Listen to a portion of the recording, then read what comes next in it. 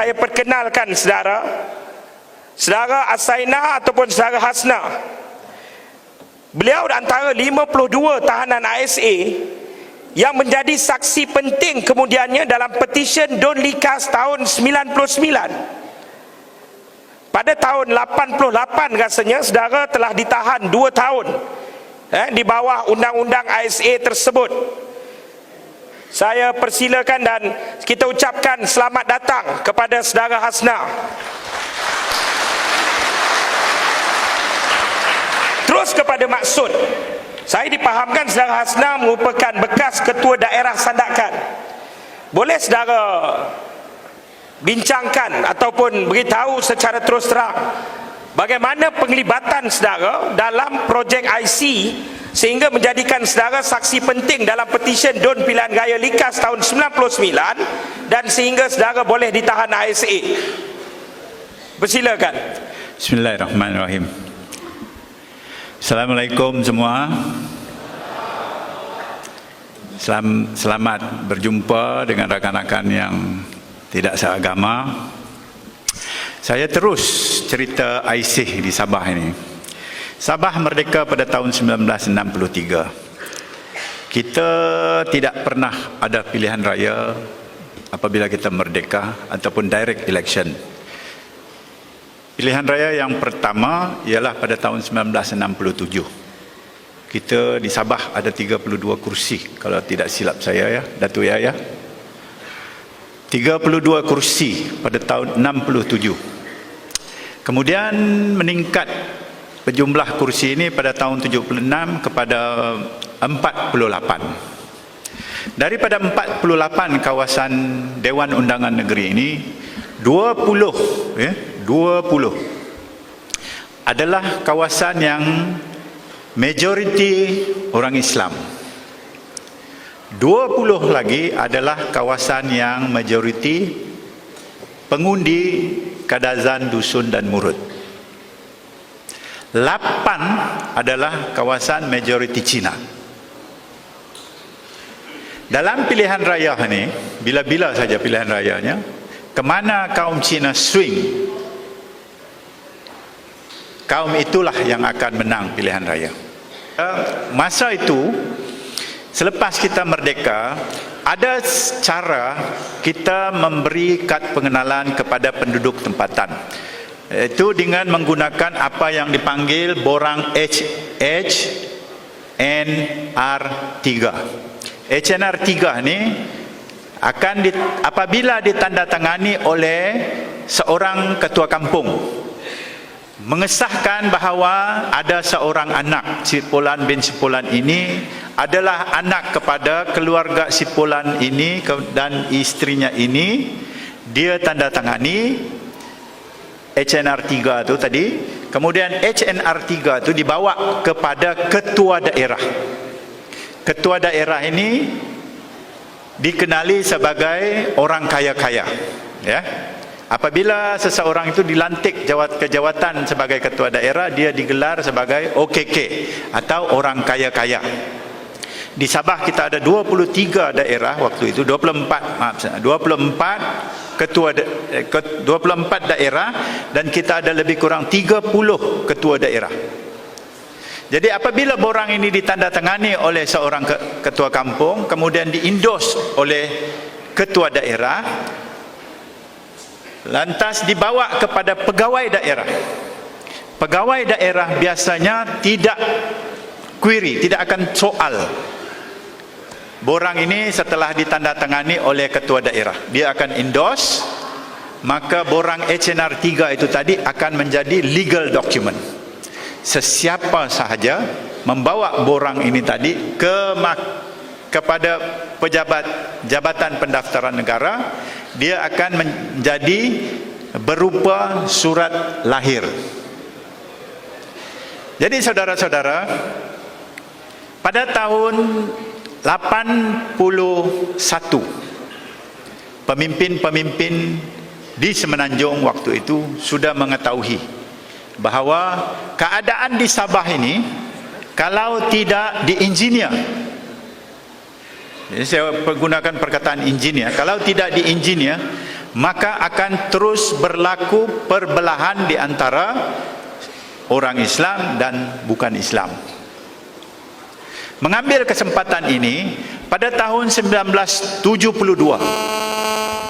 Disember 1972, berlaku peperangan di selatan Filipina oleh kumpulan Moro. Apabila Marcos menyerang Pulau Holo dan mengisytiharkan darurat, pada Disember tahun 1972, lebih kurang 1,5 juta orang lari daripada kepulauan Filipina dan datang ke Sabah. Ada yang tinggal di bawah jambatan, ada yang tinggal di surau, ada yang tinggal di masjid, di segala-gala tempat.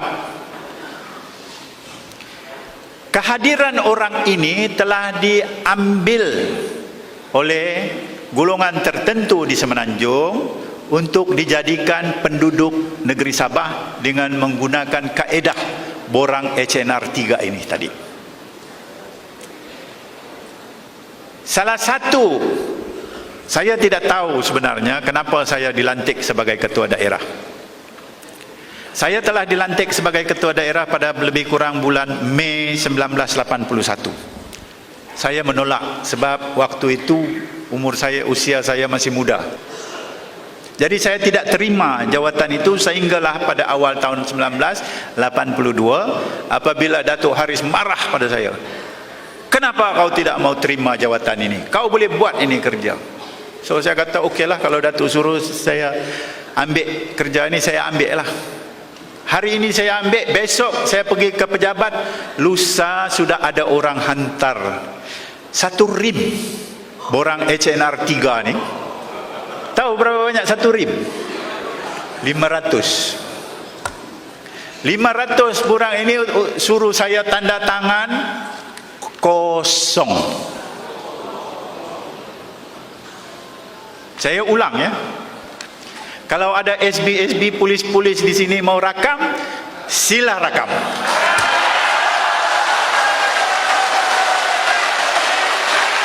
Kalau ada orang-orang UMNO di sini mau tuduh saya seperti tuduh Yang Berhormat Teng Chua, kecil tapak tangan.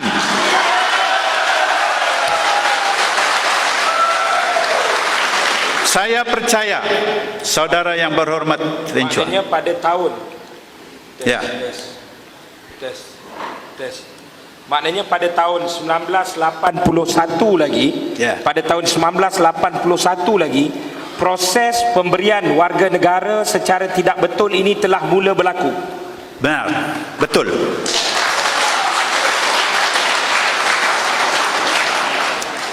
Dan yang melakukan ini tepat digelar pengkhianat. Dan kumpulan manusia yang menyokong, mendukung, memimpin kumpulan ini adalah UMNO, UMNO. Mereka inilah kumpulan manusia yang pengkhianat sebenarnya.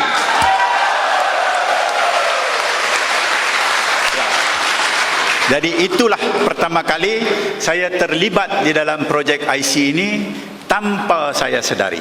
Okey, baik. Jadi maknanya pada ketika itu pemberian kad pengenalan diberi, makna pengenalan diri sebagai warga negara ini diberi. Saudara kena tanda tangan 1 rim 500 borang tanpa interview, tanpa tahu pun siapa. Betul. Jadi okey, adakah dia sekadar cakap kosong tuduhan? Apa bukti dia? Saudara, apabila saya duduk sebagai ketua daerah, saya telah timbul keinginan untuk ingin tahu bagaimana perkara proses IC ini dibuat. Tadi di situ ada satu nama disebut Saudara Haji Bahrin, ya. Saya kenal Haji Bahrin ini. Malah kalau mengikut Saudara Yaakob tadi, dia kata tahun 1990 mereka tanda tangani 40,000. Itu hanya sebahagian kecil daripada jumlah yang sebenar. telah ditandatangani oleh pegawai-pegawai ini.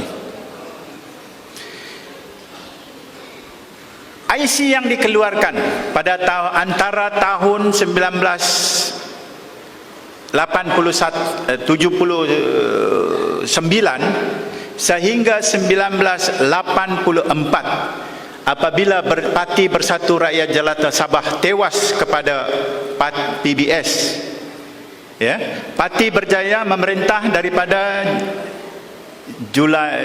April tahun 76 sehingga April tahun 84. Di antara 9 tahun ini, jumlah kad pengenalan yang telah dikeluarkan oleh Kerajaan Persekutuan kepada sebilangan besar pendatang haram tidak kurang 125.000.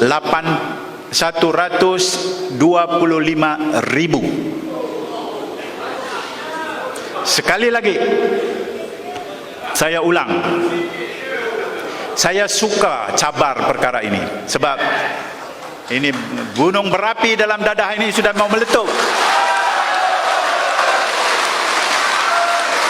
Ini perkataan istilah digunakan oleh Datuk Chua Joy Meng. Kalau ada SB sini fikir saya fitnah, charge saya, kita jumpa di mahkamah. Dia ini tak senang tengok PBS memerintah. Satu hari saya dipanggil oleh Datuk Haris, pergi rumah dia. Hasnar, kau pergi Kuala Lumpur, kau jumpa Datuk Megat Junid, nanti dia bagi tahu kamu apa kerja yang patut kamu buat. Saya ikutlah cakap dia. Datuk Haris bekas Ketua Menteri Sabah. Siapa Megat Junid pada ketika itu?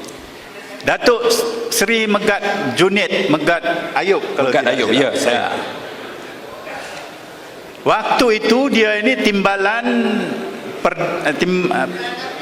Menteri Dalam Negeri. Ya? Ya, nama isteri dia Fauziah. Yang kedua nama isteri dia Zila, kalau tidak silap. Maknanya dia betul kenal lah tu. Saya simpan dia punya nombor telefon tu. Telefon di pejabat, telefon di rumah dia, malah telefon di tepi katil dia. Saya simpan, masih ada sampai sekarang.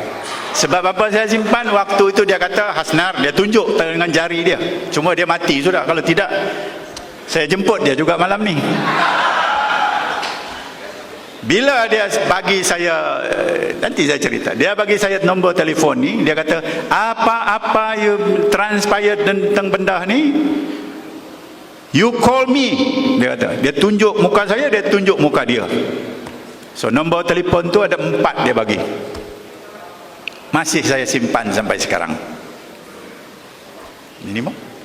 Okey. Jadi persoalan dia sekarang maknanya memang berlaku pertemuan dan dia diuruskan, semua operasi kad penalan ni diuruskan oleh Megat Junid sendiri dan di dalam pengetahuan Dr. Mahathir. Apabila saya berjumpa dengan Datuk Seri Megat Junid, dia telah arah saya. Satu, panggil pengarah-pengarah Jabatan Pendaftaran Negara Kota Kinabalu dan juga pengarah Jabatan Imigresen Negeri Sabah, waktu itu Dosmi Ibrahim. Pengarah Jabatan Pendaftaran Negara waktu itu saudara arwah apa nama dia, lupa sudah. Dia tak setuju. Bila saya jumpa dia, saya bagi dia tiket, jemput dia datang Kuala Lumpur atas arahan Datuk Seri Megat Junid. Apa dia buat? Ini pengkhianat. Kamu pengkhianat. Saya akan dedah ni. Saya kata, boleh tak you relax dulu? Hei, ini tak boleh. Saya mau jadi berlakon sikit lah ya. Tapi begitulah reaksi dia bila saya bagi tahu dia, you kena jemput Tuan Haji Sani. Nama dia Tuan Haji Sani, pengarah Jabatan Pendaftaran Negeri Sabah. Dia langsung tak setuju dengan projek IC ini. Sebab apa? Dia kata, satu hari nanti inilah orang-orang yang akan makan kita balik.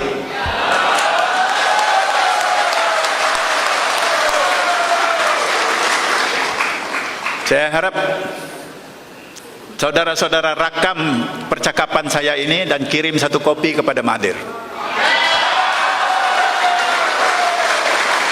Haji Sani lebih kurang 15 minit dia membebel. Tapi bebelannya itu sudah menjadi kenyataan pada hari ini. Tuh, siapa pengkhianat? Okey, baik, saya menarik dua perkara menarik. Satu lagi sebelum kita balik ke belakang, maknanya operasi kad pengenalan ini dipelopori ketika semenjak zaman berjaya lagi.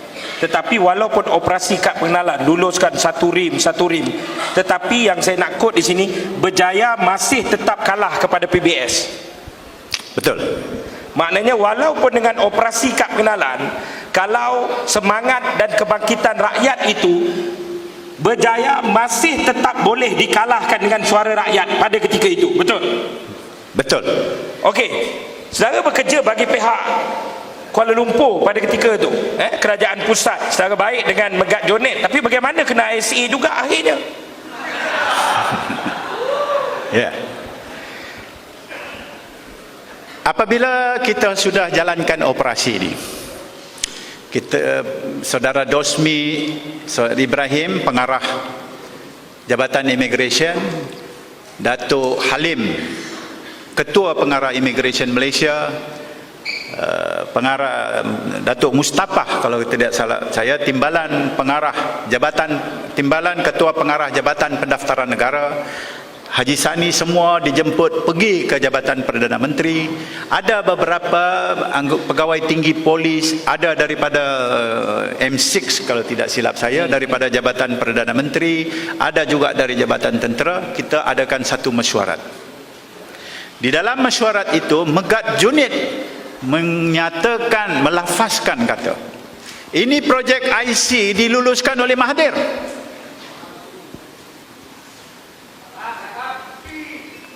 Saya ulang ya, umur saya sudah 62 tahun tapi masih handsome lah.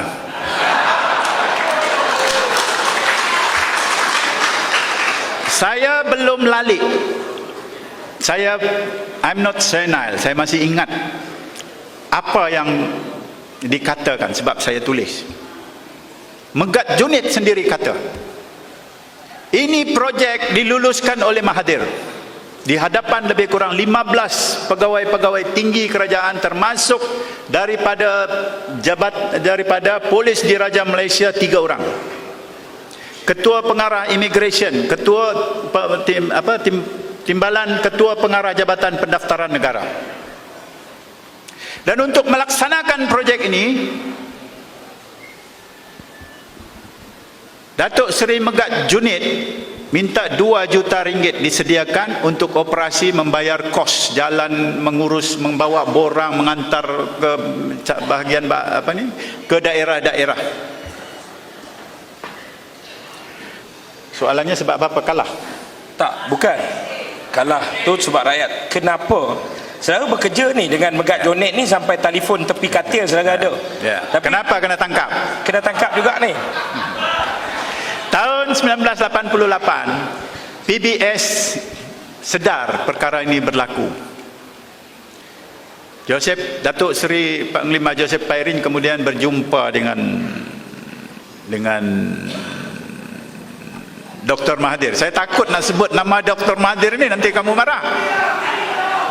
Tapi tak apalah, jangan marah ya. Kita guna nama dia yang sebenarnya. So dimaklumkan, saya pada satu malam tu dijemput oleh Datuk Megat Junid datang ke Kuala Lumpur. So saya terbang dari Sandakan turun ke Kota Kinabalu datang ke Kuala Lumpur. Saya berjumpa dia di rumah Datuk Saleh Jafaruddin. Tunggu situ dia sampai jam 2, dia dengan isteri dia buat apa tahu? Main judi.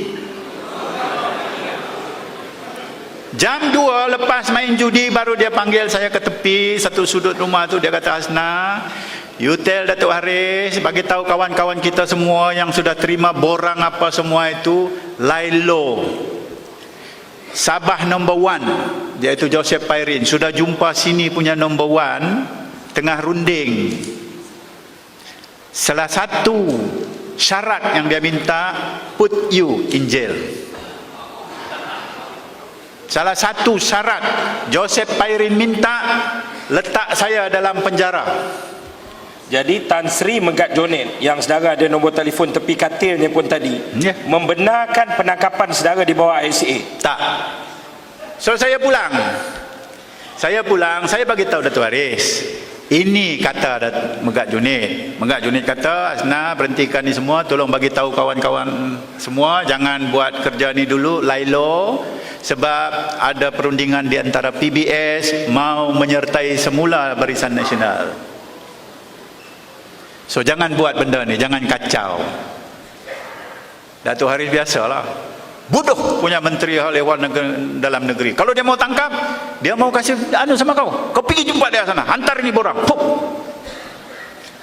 Minggu kemudian saya bawa lebih kurang 15,000 borang, bagi pada pegawai dia, keluar daripada jabatan Perdana Menteri masa tu di belakang Bank Negara, keluar daripada pejabat dia. Petang tu saya pergi ke airport dicekup. Lepas dari airport masuk ISA 59 hari. Apabila saya dibebaskan, mereka tak apa-apakan saya. Tak adalah kata kamu saya diseksa, dipukul, itu tidak ada. Ya, saya tidak diseksa. Tapi bila ada perbincangan, diorang nak gertak, saya gertak balik. Saya kata kepada polis-polis ni semua, kalau kamu fikir saya ada lakukan apa-apa kesalahan kepada negara ini, kepada bangsa Melayu, kepada agama Islam, kamu bawa saya sekarang juga ke mahkamah, kita bicara. Kalau saya salah, penjaralah seberapa lama suka hati kamu, saya ikut. Okey, baik saudara Asna. Maknanya saya boleh simpulkan dalam persoalan yang ini, maknanya walaupun kita geng dengan Barisan Nasional, tapi dalam keadaan geng tu pun kita ada potensi juga kena tangkap lagi. Ya atau tidak?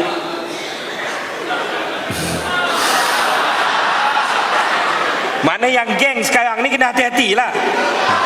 Okey. Okey, kita pergi soalan penutup. Dua soalan yang saya rasakan Saya nak jawab satu. Okey, baik. Jangan kawan dengan orang UMNO.